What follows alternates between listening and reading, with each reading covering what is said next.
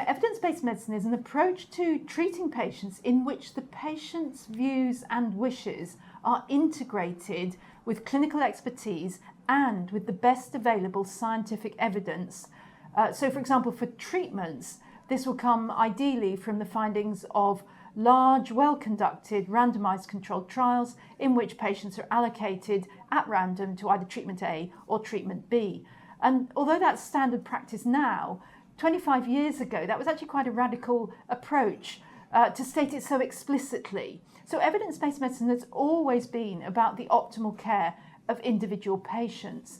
And the way it came about, it was really rooted in something called clinical epidemiology. And you could say that that was the old name for evidence-based medicine, but clinical epidemiology is the application of epidemiological findings, findings from large-scale cohort studies, randomized trials and so on, to the care of individual patients. So this was really the clinicians learning from the epidemiologists and applying their work in their clinical practice.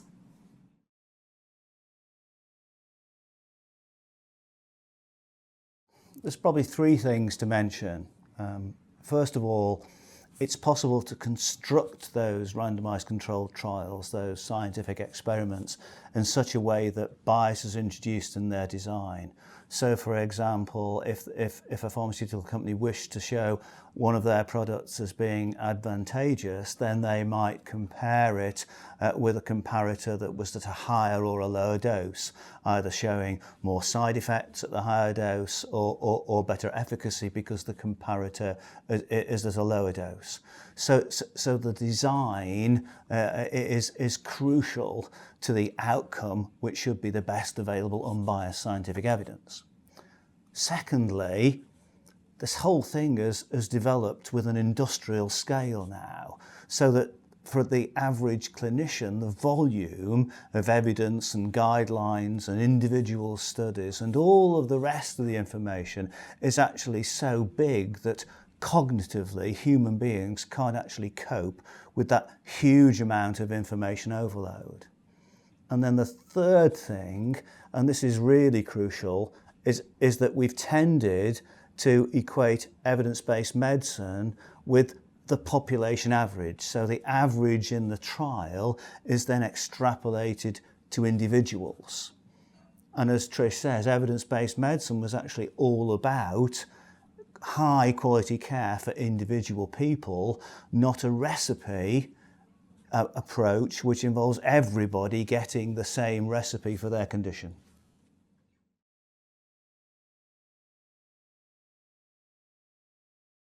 Well, I think the patient's been lost in this industrial scale production of guidelines. It's almost as though we've walked blindly into the situation now where we've got the individual care of people slightly forgotten and rejected, and the ethos has been about making sure that everybody gets the, inverted commas, evidence-based treatment.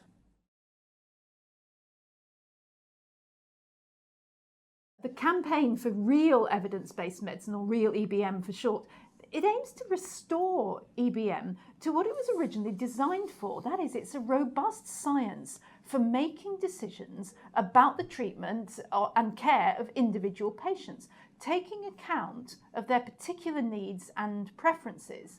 So real evidence-based medicine doesn't replace compassionate, individualized care with a sort of standardized one-size-fits-all management protocol. What real EBM does is it feeds into the individualization of care.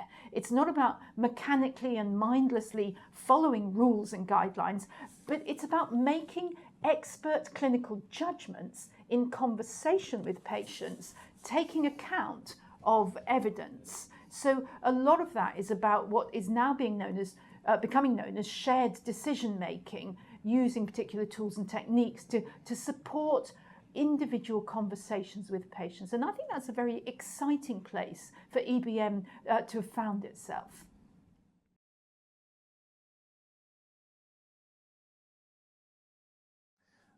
I think education at the moment in relation to evidence-based medicine has tended to focus on things like critical appraisal and searching techniques and statistics, and people have tended to learn those and pass their summative exam, but then not find a use for those techniques in their everyday busy clinical practice as they go about, once they've qualified as a healthcare professional, acquiring the expertise to work in inverted commas, unsupervised practice. So it's tended to be mechanical, and it's tended to be focused on the harder end of learning. We think that it's time to focus learning much more about the care of individual people. So learning from case studies, learning from the application of evidence, so this sits closer to aspects of curricula that revolve around communication and consultation skills, but in a much realer way, so that it's not just about empathy and rapport, but it's actually about reaching evidence-informed decisions with and for patients. I think one of the problems I've had with evidence-based medicine training, and also the sort of audit and measurement of whether evidence-based medicine is actually happening, tends to be very mechanically driven. So, for example, you might say, well, what proportion of doctors are following the guideline, or in what proportion of cases is a doctor following the guideline? And actually, if you look at the research literature on expert judgment, you'll find that experts, people who are really, really good at something, don't mechanically follow rules. They do something much more intuitive and much more rapid.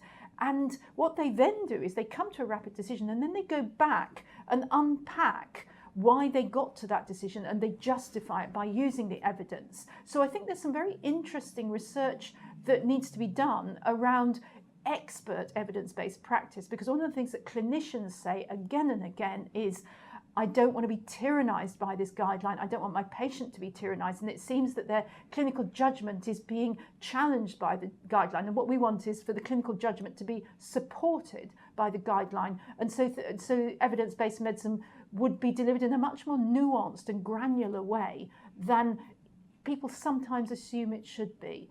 And again, I think that's quite an exciting development that the evidence-based medicine movement, or the real EBM movement, can now work towards.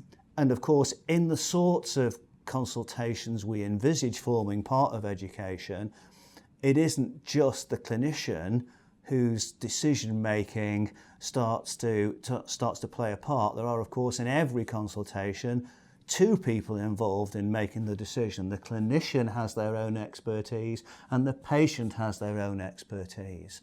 And what we'd want to see is a rebalancing of that power within those sorts of conversations, which remains too dominated by the clinician overall.